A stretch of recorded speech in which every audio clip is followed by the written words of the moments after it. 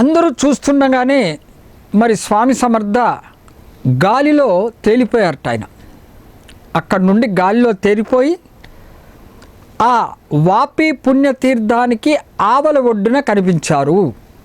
మరి ఇంత అద్భుతమైనటువంటి చమత్కారము మామూలు మరి సామాన్యమైనటువంటి మరి మానవులకి అయితే మనం సాధ్యమా కాదు కదా.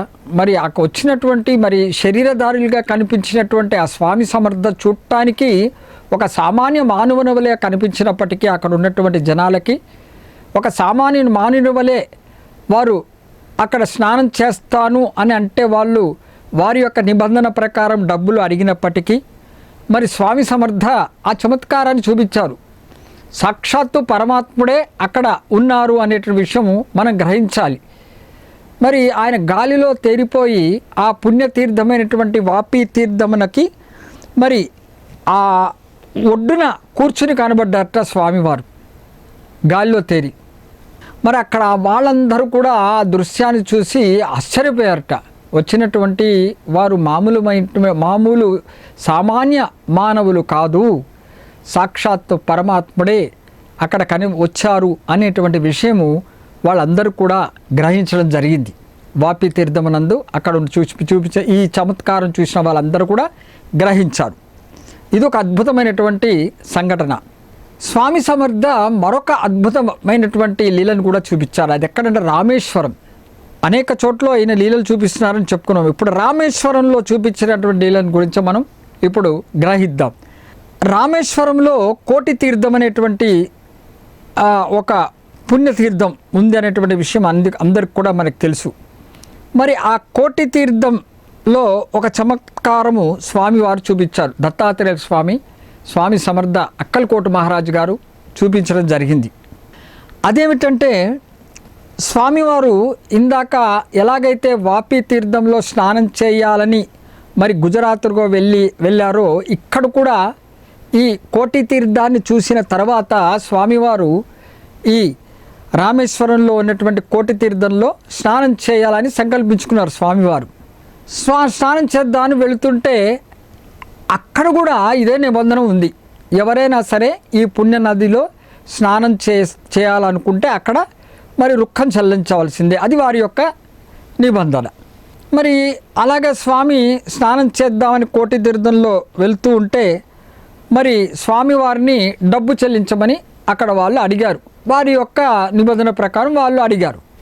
మరి స్వామి సమర్థ అది విన్న తర్వాత ఏం చేశారట, వెంటనే నా దగ్గర డబ్బులు లేవని చెప్పడం జరిగింది స్వామివారు. మరి డబ్బులు లేనప్పుడు స్నానం చేయడానికి వీలు లేదని అక్కడ ఉన్నటువంటి వాళ్ళు చెప్పారు స్వామికి. వెంటనే స్వామివారికి కోపం వచ్చి ఏమన్నారట, ఈ కోటి తీర్థంలో ఉన్న మహిమ అలాగే దాని యొక్క పవిత్రత అంతా కూడా పోవుగాక అని శపించారట స్వామివారు. ఆ కోటి తీర్థంలో ఉన్నటువంటి మహిమంతా పోవాలి, అలాగే ఆ కోటి తీర్థంలో ఉన్నటువంటి ఆ పవిత్రత కూడా పోవాలి అనేటువంటి విషయం స్వామివారు చెప్పడం జరిగింది. ఎందుకంటే ఆయన సాక్షాత్తు దత్తాత్రేయ స్వామివారు అక్కడ స్నానం చేయడానికి వచ్చారు. మరి మన సామాన్యులైన జనులకు అది తెలియలేదు. అవకాశం ఉన్నప్పుడు స్వామివారు మరి ఆయన పరమాత్ముడు అని రుజువు చేయటం జరిగినది. ఇక్కడ కూడా అలాగే జరిగింది. మరి ఆ విధంగా అనడం ద్వారా స్వామివారు వారి యొక్క వాక్కు నుంచి ఆ రావడం ద్వారా ఆ మరుక్షణమే ఆ కోటి తీర్థం అంతా కూడా నీరంతా కూడా దుర్వాసనతో నిండిపోయిందిట. పూర్తిగా దుర్వాసనతో నిండిపోయిట, పురుగులు కనబడ్డాయట. పూర్తిగా ఆ తీర్థం అంతా కూడా పురుగులతో నిండిపోయిందిట. అప్పటి వరకు అక్కడ కోటి తీర్థంలో స్నానం చేయటానికి వచ్చినటువంటి అనేక జనులు ఈ లీలను చూసి ఆశ్చర్యపోయారట, భయపడిపోయారట. ఏమిటి ఇట్లా వచ్చాడు, మానవులుగానే కనిపించాడు, మరి స్నానం చేద్దామని వచ్చారు. మరి వీళ్ళ యొక్క యాజమానులు వారి యొక్క నిబంధన ప్రకారం వాళ్ళు అడిగితే ఈ విధంగా అనగానే అక్కడ విన్నటువంటి జనాలు చూసి ఆశ్చర్యపోయారట. ఏమిటి ఇట్లా ఒక ముక్క ఇలా అనగానే ఉన్నట్టుగా జరిగింది, స్వామివారు అన్నట్లుగానే జరిగింది కదా, కళ్ళ ముందు కనిపిస్తున్నది కదా అనేటువంటి విషయం వాళ్ళు అక్కడ ఉన్నటువంటి ఆ తీర్థాన్ని చూసి ఆశ్చర్యపోయారు అనే విషయం వాళ్ళందరూ చూసి ఎంతో ఆశ్చర్యపోయారు. ఆ విధంగా పురుగులతో కనిపడిపోయింది. దాని ఆ నీరంతా కూడా దుర్వాసనతో కనబడి పురుగులతో కనబడిపోయింది ఆ నీరంతా కూడా. మరి అక్కడ జనాలందరూ కూడా స్వామి చరణాల మీద పడి క్షమించమని కోరుకున్నట్ట. స్వామి పొరపాటు అయిపోయింది, మేము సామాన్య మానవులమని మనకు తలిచాము, మరి మీరు ఇంతటి లీలను చూపించి వాళ్ళ అద్భుతాన్ని చూసి వాళ్ళందరూ కూడా స్వామి పాదాల మీద పడి శరణు వేడారు. మళ్ళీ యథావిధంగా తీర్థాన్ని యొక్క పవిత్రత మళ్ళీ రావాలని మరి కోరుకున్నారట జనాలందరూ కూడా కలిసి. ఎందుకంటే అది మహాపుణ్యతీర్థం కదండి, కోటి తీర్థం అనేది. మరి ఆ తీర్థం యొక్క పవిత్రత మళ్ళీ తిరిగి రావాలని వారు వేరుకోవడం జరిగింది స్వామివారిని. మరి ఆ దత్తాత్రేయ స్వామివారు మరి దయామయుడు, కరుణామయుడు కాబట్టి వారు ఎంత చేసినప్పటికీ కూడా తిరిగి ఆ జనుల యొక్క ప్రేమకి వాళ్ళు లోబడిపోతారు. స్వామివారు దత్తాత్రేయ స్వామివారు పరమాత్ముడు ఎప్పుడు కరుణామయుడు కాబట్టి జనులు చేసిన దానికి వాళ్ళకి ఈ విధంగా బుద్ధి చెప్పడానికి ప్రవర్తించినప్పటికీ కూడా జనులకి ఆ దయామయుడు కాబట్టి ఆ కరుణను ప్రసాదించేవాడే పరమాత్ముడు కాబట్టి తిరిగి ఆ స్వామివారి యొక్క మహిమ చేత ఇదివరకు ఏ విధంగా తీర్థం యొక్క పవిత్రత ఉందో మళ్ళీ తిరిగి ఆ పవిత్రతనే పొంది ఆ దుర్వాసన అంతా కూడా తొలగిపోయింది. మళ్ళీ యథావిధంగా ఎప్పుడులాగే ఉంది. అలాగే ఆ పురుగులు అవన్నీ కూడా కనిపించకుండా పోయాయి. స్వచ్ఛమైన జలం అక్కడ కనపడింది స్వామి యొక్క మహిమ చేత. చూడండి ఎంత చక్కటి అద్భుతమైనటువంటి లీలలు పరమాత్మ చూపించాడు దత్తాత్రేయ స్వామి వారు. ఆ వాపి తీర్థంలో అలాగే చూపించారు, కోటి తీర్థంలో కూడా అలాగే చూపించారు అనేటువంటి విషయము మనం గ్రహించాలి. స్వామివారికి రుక్కం అడగటము, ధనం అడగటము ఇదంతా కూడా ఏ చిన్ని వస్తువైనా ఎవరి ద్వారా మనం పొందుతున్నామండి? ఒక్కసారి మనం ప్రశ్నించుకుంటే ధనమైనా కానీ, ఫలమైనా కానీ, పుష్పమైనా కానీ, మరి ఏ ఇతర వస్తువులైనా కానీ ఎవరి వలన మనము పొందుతున్నాము అని మనం ప్రశ్నించుకుంటే సాక్షాత్తు ఆ పరమాత్ముడు వలనే. పరమాత్ముడు ఇచ్చినదే మనము ధన రూపంగా మనమేదో ధనం సంపాదించుకొని మనం పరమాత్మ కోసం మిఠాయి కొన్నాము, లేకపోతే ఫలం కొన్నాము, లేకపోతే దండ వేసామని మనం తృప్తిగా మనము కొని వేసాము అనుకుంటున్నాం. కానీ నిజానికి పరమాత్మ ఇచ్చినదే తిరిగి పరమాత్మకు అర్పిస్తున్నాం అనే విషయం మనం గ్రహించాలి. కాబట్టి పరమాత్ముడు ఈ చమత్కారాల ద్వారా మనకి అందులో ఉన్నటువంటి అంతరార్థం మనం గ్రహించాలి. ఏదైనా పరమాత్ముడి దగ్గర నుంచే మనం స్వీకరిస్తున్నాము కాబట్టి ఆ భగవంతుడే మనకి ఏదైనా ఇచ్చేది. ఆ భగవంతుడు ఇచ్చినదే తిరిగి మనం పరమాత్ముడికి ఇస్తున్నామే తప్ప మనం ఈరోజు ఏదో ఘనంగా నైవేద్యం పెట్టాము, పూలతో అలంకరించాము, మనమంతా మన డబ్బుతో పెట్టాము అనే ఒక ఆ కర్తను మన మీద వేసుకుంటున్నాము. కర్తను నేను అనే భావన చూపిస్తున్నాము. నిజానికి కర్త పరమాత్ముడే ఒక్కడే. మనకి ఆ పరమాత్ముడు ఆ పర్యవేక్షణలోనే అంతా జరుగుతూ ఉంటుందనే విషయం మనం మర్చిపోకూడదు అనే విషయం మనం గ్రహించాలి. కాబట్టి ఈ పుణ్యతీర్థాల్లో చూపించినటువంటి లీల అద్భుతమైనటువంటి లీల, స్వామి సమర్థ చూపించినటువంటిది అద్భుతమైన లీల. సాక్షాత్తు దత్తాత్రేయుల స్వామి వారే అక్కడ వచ్చారనే విషయము మనము గ్రహించాలి ఈ లీలల ద్వారా. అలాగే స్వామి సమర్థ ఇంకోసారి పండరీపురానికి వెళ్ళాలనుకున్నారటండి. స్వామి సమర్థ పండరీపురం విఠలుడు ఉన్న స్థలానికి వెళ్ళాలనుకుని భావించారు స్వామి సమర్థ. మరి అక్కడ భీమానది ఉంది. ఆ భీమానది స్వామి సమర్థన వెళ్ళిన సమయంలో చాలా ఉగ్రరూపంగా ఉందండి. చాలా అది పొంగుతూ ఉన్నది. బాగా నదిలో బాగా నీటి ప్రవాహం చేత, గాలి చేత చాలా ఉగ్ర రూపంతో పొంగుతూ పొరుచున్నది ఆ భీమానది స్వామి సమర్థ వెళ్ళిన సమయంలో. ఆ భీమానది యొక్క ఆ దృశ్యం చూసి అక్కడ ఉన్నటువంటి జనులందరూ కూడా భయం చెందారట. ఏమిటిది భీమానది ఇంతగా పొంగుతున్నది అనేటువంటి అందరూ కూడా భయభ్రాంతులతో చెందిన సమయంలో మరి అలాంటి సమయంలోనే స్వామి సమర్థ ఆవల ఉన్నటువంటి పండరీపురానికి వెళ్ళాలని అనుకున్నారు. మరి స్వామి సమర్థ సాక్షాత్తు ఆ దత్తాత్రేయ స్వామి వారికి భయం ఎక్కడదండి? పంచభూతాలు అంటే ఆయనకి ఎక్కడదండి భయం? ప్రతిదీ సృష్టించింది వారే కదా. మరి అట్లాంటి స్వామికి భయం ఎక్కడా? అక్కడ ఉన్నటువంటి జనులందరూ ఆ భీమానదిని చూస్తూ భయపడిపోతున్నప్పటికీ కూడా అక్కడే ఉన్నటువంటి దత్తాత్రేయ స్వామి వారు శ్రీ స్వామి సమర్థ అందరూ చూస్తుండగా ఆ భీమానది మీద నడుచుకుంటూ ఆవల వైపు ఉన్నటువంటి పండరీపురానికి వెళ్ళిపోయారట స్వామివారు. నది పైన నడుచుకుంటూ వెళ్ళారట అండి. చూడండి, పొంగి పొర్లుతున్నటువంటి నది అంటే మనం ఊహించగలమా? ఏదైనా ఒక నదిలో పడితే అది పొర్లుతున్నప్పుడు అలా ప్రవాహం ద్వారా అది కొట్టుకుపోతుందే తప్ప మరి స్వామివారు అంత భయంకరమైనటువంటి సన్నివేశంలో కూడా మరి అలాంటి ప్రవాహంలో కూడా స్వామివారు నడుచుకుంటూ వెళ్ళిపోయారట ఆ పండరీపురానికి. భీమా నది పైన నడుచుకుంటూ స్వామి సమర్థ ఆవలి వైపు వెళ్ళిపోయారు, నడుచుకుంటూ వెళ్ళిపోయారు, పండరీపురానికి చేరిపోయారనే విషయం గ్రహించాలి. సాక్షాత్ దత్తాత్రేయ స్వామి వారు బ్రహ్మ విష్ణు మహేశ్వరులను చెప్పుకున్నామండి. మరి తన స్థానమైనటువంటి పండరీపుర స్థానానికి ఆ పరమాత్ముడి అడ్డు ఎక్కడా?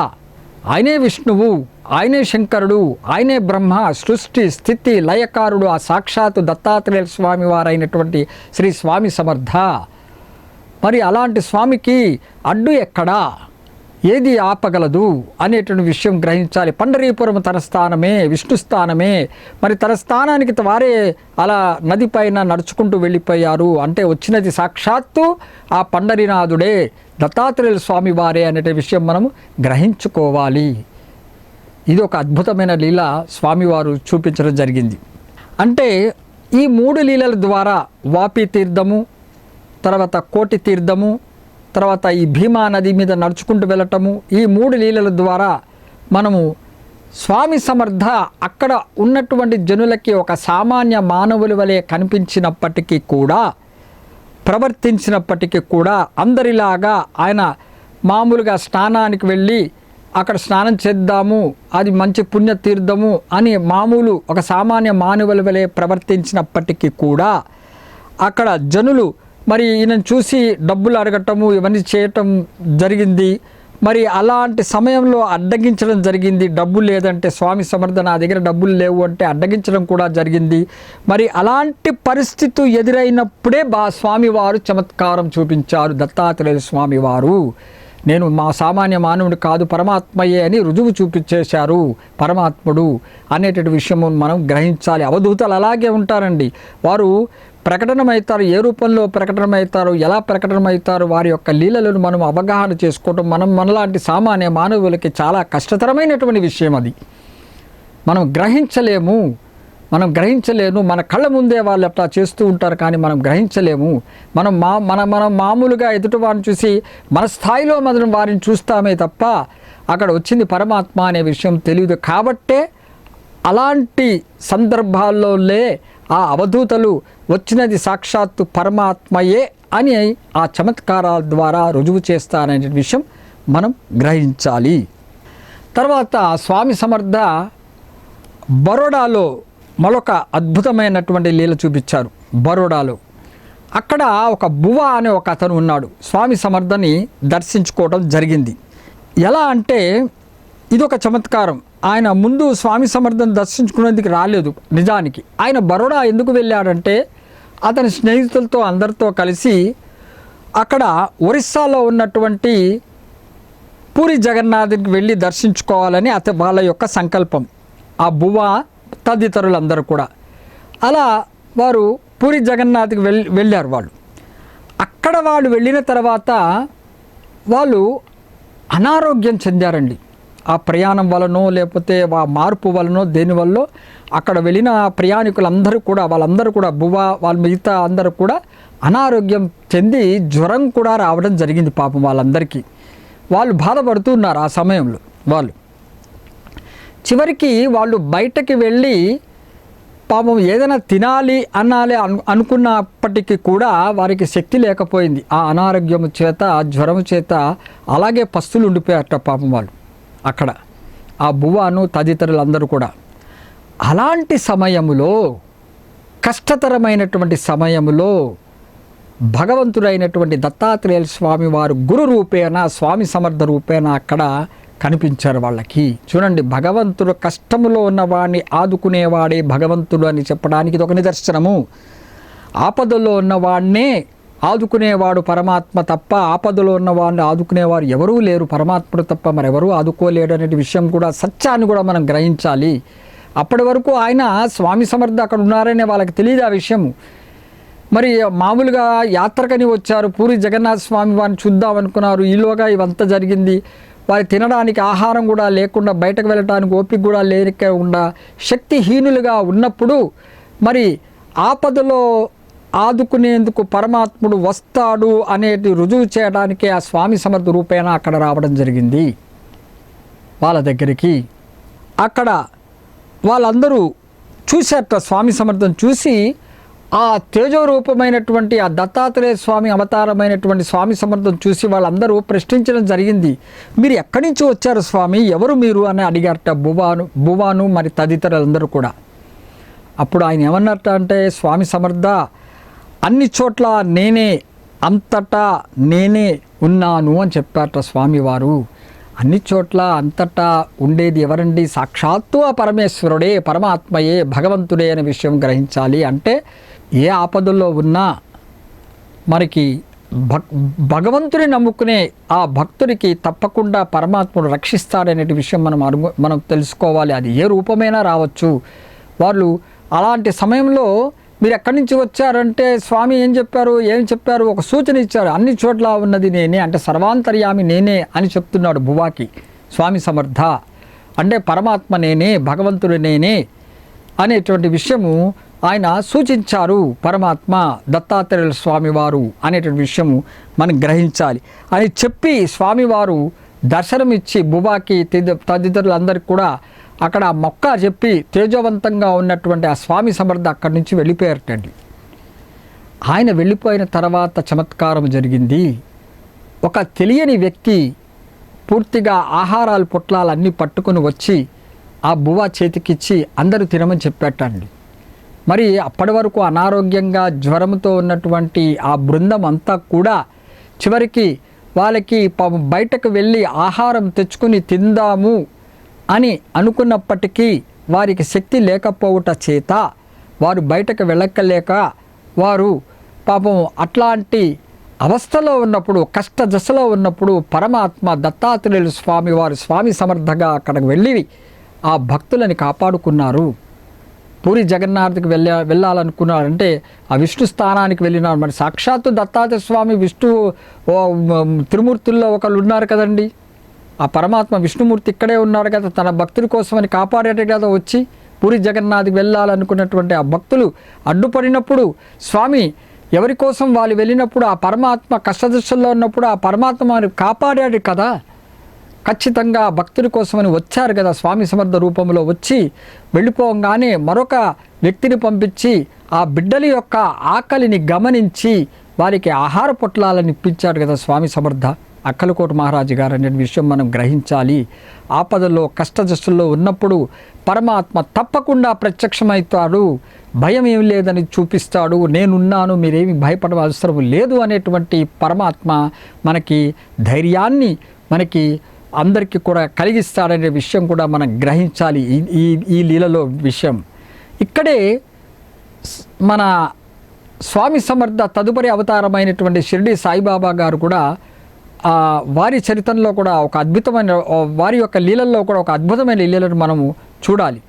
ఎందుకంటే సాయిబాబా గారు దత్తాత్రేయ స్వామి వారి యొక్క అవతారం అని మనం తెలుసుకున్నాం, 5వ అవతారం అనే విషయం మనము తెలుసుకున్నాం. కాబట్టి సాయిబాబా గారు ముఖ్య భక్తుడు మహల్సపతి ఉన్నాడు, ఆయన కదా ఖండోబా ఆలయంలో ఈశ్వరుని కొలుస్తాడని ఇందాక చెప్పుకున్నాం మనం. మరి ఫకీర్ రూపంలో షిరిడీకి రాగానే ఆ ఫకీరే కదా, ఫకీరుని చూసి మహల్సపతే కదా నిత్యం ఈశ్వరుణ్ణి కొలిచే ఆ శివుణ్ణి ప్రార్థించే ఆ ఖండోబా దేవుని ప్రార్థించే ఆ మహల్సపతి బయటకు రాగానే ఆ ఫకీరుని చూసి సాయి, ఆవో సాయి అనడం జరిగింది. అప్పటి నుంచి సాయి అని అంటాం, ప్రజలందరూ కూడా సాయిబాబా అని పిలుస్తున్నారని చెప్పుకోవడం జరిగింది. మరి అలాంటి మహల్సపతి ఖండోబా భక్తుడు, అంటే శివభక్తుడు. అతను ప్రతి సంవత్సరం కూడా అతనికి ఉన్న అలవాటు ఏమిటంటే షిరిడిలో ఉన్నటువంటి ఆ ఖండోబా దేవాలయంలో ఆ ఖండోబా ఉత్సవ విగ్రహాలని పల్లకిలో పెట్టుకుని జిజూరి అనే ఊరికి వెళుతూ ఉండేవాడు. అక్కడ జిజూరిలో ఒక గొప్ప ఖండోబా దేవాలయం ఉందండి, చాలా గొప్ప ప్రదేశం అది. మరి ఆ ప్రదేశంలో ఖండోబా ఆలయం ఉంది. ఆ మహల్సాపతి ఖండోబా భక్తుడు కాబట్టి ప్రతి సంవత్సరం కూడా అక్కడ జిజూరికి వెళ్ళి బాబా ఆజ్ఞను తీసుకొని జిజూరికి వెళ్ళి ఆ ఖండోబా దేవుణ్ణి దర్శించుకోవడం ఆయనకి అలవాట. ఇక్కడ ఉన్నటువంటి ఖండోబా దేవాలయంలో ఉత్సవ విగ్రహాలను పల్లకిలో పెట్టుకుని ఆ పల్లకితో అక్కడికి వెళుతూ ఉండేవాడు. అది మహల్సపతి యొక్క అలవాట. అలాగే ఒక సంవత్సరము ఆయన ఆ విధంగా వెళ్ళినప్పుడు అక్కడ జిజూరి గ్రామంకి చేరిన తర్వాత ఆయన ఇంకా దేవాలయంకి వెళ్ళలేదు, కానీ అక్కడ ఆ ఊరిలో ప్లేగు వ్యాధి ఉంది అనే విషయం తెలుస్తుంది. ఆ సమయంలో ప్లేగు వ్యాధి అనేది ఒక మహమ్మారి అండి. అట్లాంటి వ్యాధి అక్కడ బాగా చెలరేగుతుంది ఆ సమయంలో. అలాంటి సమయంలో పాపం ఆయన ఖండోబా స్వామిని చూద్దామని అనుకున్నప్పుడు మహల్సపతి ప్లేగు వ్యాధి వలన ముందుకు వెళ్ళలేకపోతాడు. అక్కడ ఉన్నటువంటి ఆ బండి మీద వస్తాడు కదా, అక్కడే నిలబడిపోతాడు, నిరుత్సాహంతో నిలబడిపోతాడు. అప్పటికే రాత్రి అయిపోతుంది, మరి ప్రయాణం చేసి వచ్చాడు, మరి ఆకలి బాధతో ఉన్నాడు. అక్కడ ప్లేగు వ్యాధి ఏం చేయాలో తెలియదు, చిమ్మ చీకటి, భయాందోళనతో ఉన్న సమయంలో అక్కడ ఒక చప్పుడు అవుతుందంటండి. ఆ బండి దగ్గర మహల్సపతి నిలబడి ఉన్న చోట చప్పుడు అవుతుంది. మరి మహల్సపతి ఆ పక్కన చూడంగానే సాయిబాబా గారు కనిపించారట. అక్కడ షిర్డీలో ఉన్నటువంటి ద్వారకామాయిలో ఉన్నటువంటి సాయిబాబా గారు భక్తుల కోసమని మరి మహల్సపతికి తెలియకుండానే మరి భక్తులు వెంట ఉన్నాడనే నిదర్శనం అక్కడ చూపించాడు. అప్పుడు మహల్సపతి విపరీతమైనటువంటి ధైర్యాన్ని తెచ్చుకున్నాడు. నాతో కూడా బాబా ఉన్నారు, నాకేమీ భయం లేదు. ఈ ప్లేగు వ్యాధి కానీ మరి ఏ ఇతర ఆహారం లేదని కాదు, నాకు ప్రయాణ బడిలకే అని కానీ నాకు ఇంకేమీ భయం లేదు, నా సద్గురు సాయిబాబా నాతోనే ఉన్నాడని మహల్సపతి సంతోషించాట. చూడండి, మరి పరమాత్మ అక్కడ స్వామి సమర్థకి మరి ఇందాక మనం చెప్పుకున్నాం, స్వామి సమర్థ విషయంలోనూ మరి ఇక్కడ షిరిడి సాయిబాబా విషయంలో కూడా ఆ పరమాత్మ వెన్నుంటి తన భక్తులను కాపాడుతున్నారు అనే విషయం మనం గ్రహించాలి.